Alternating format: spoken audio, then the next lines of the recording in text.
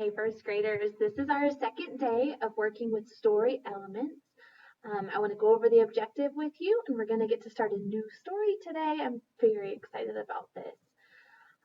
So let's get me out of the way here. Our objective is I can identify story elements in a fictional text. And you may be looking at that thinking, oh my goodness, Miss Mitchell, that's a lot of words. But we know the word identify. Let me get my pointer here. We know the word identify from our Saxon phonics lessons.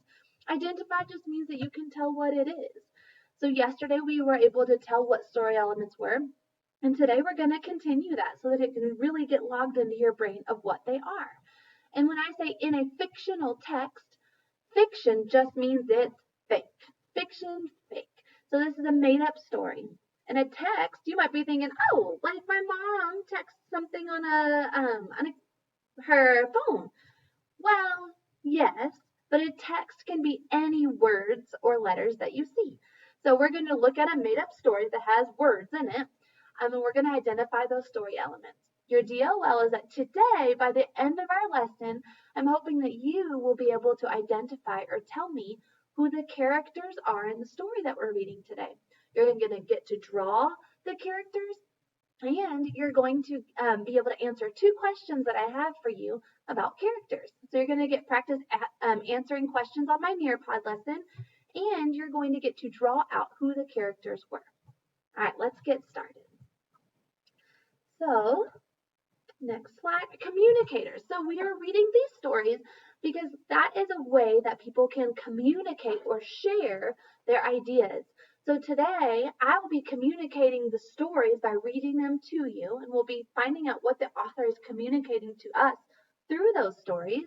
And you're going to get to communicate with me by drawing your ideas and answering some questions about characters. Communication can be in lots of different ways. Let me move my screen out of the way here. You can be reading, writing, speaking, or listening, or just using your body to communicate and share what you're thinking, share what's on your mind. That's what communicating is. Remember, we talked about how a central idea is what we're learning and what all our learning is connected to. So we'll be learning this central idea, and everything we're learning is going to be about this central idea for a while now. So remember, we have some motions that go with it. We say we share our experiences through storytelling to build understanding. Experiences are things that happen to us. So we're going to be able to learn how people share things that have happened to them or things that they feel or things that they know through their stories, and it helps us to better understand others. All right, we're going to be talking about the form. Our key concept is form, and we say, form, what is it like? We want to know what these fiction stories are like. And yes, authors have different experiences and different ideas to share with us, but most all fictional stories have these same story elements: characters, setting, problem, and solution. So we want to dive in and learn a little bit more about each part and each piece of that text. So that's what we're learning about. That's the form of the stories we want to know more about. Here are our 4 story elements that we're learning about. I want us to remember that there are characters, setting, the problem, and the solution. Remember, our characters, we do the motion like this around our faces. Characters are, you see it right up here? Let me actually move my face right up here where we're learning, right here. Characters are who or what the story is about. Maybe there's a talking dog. Yesterday, our characters were, what were they? Miss Nelson, Miss Viola Swamp, and there was a detective. Do you remember his name? McSmog. Yeah, Detective McSmog. So those are our characters, who or what the story is about. Now I'll move right along to the setting. The setting is when a story happens. We tap to our, like pretending we're tapping a watch, or where, maybe a little house on top of our heads, where the story is taking place. Could be at a zoo, could be on a farm, could be in a circus or a kitchen. So we say the setting is when or or where the story takes place. Moving on down to the problem. Now, if you see this picture, you know what a problem is. The problem is when something goes wrong. Now, oh, I forgot to mention, what was the setting in Miss Nelson is Missing yesterday? The setting where it was in Miss Nelson is Missing was they were all at the school. Yes. All right, so we knew our setting yesterday was at the school. Now today we're working on our problem here. Let's remember what our problem was in Miss Nelson is Missing. There were some things that were going wrong, right?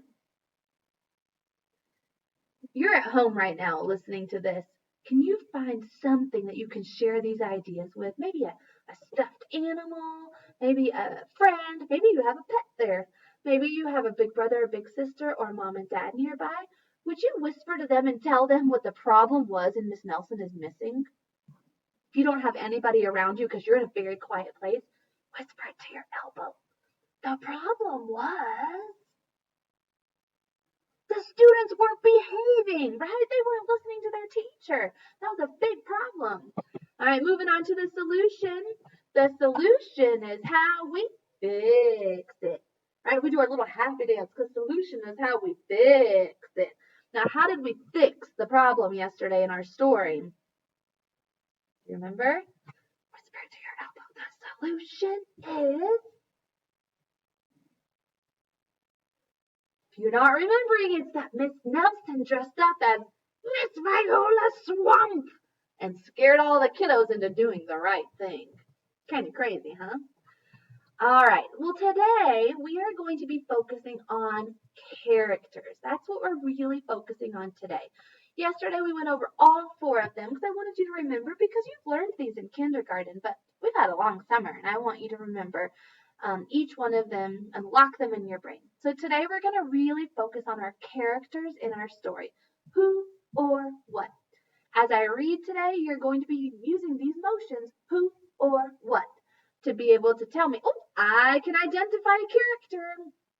And when we are finished, you're going to get to draw the characters and you're going to get to answer some questions about the characters. And there's going to be a Flipgrid video, so you're going to get to show me your characters. I'm so excited. All right, moving on to your next slide. And stop.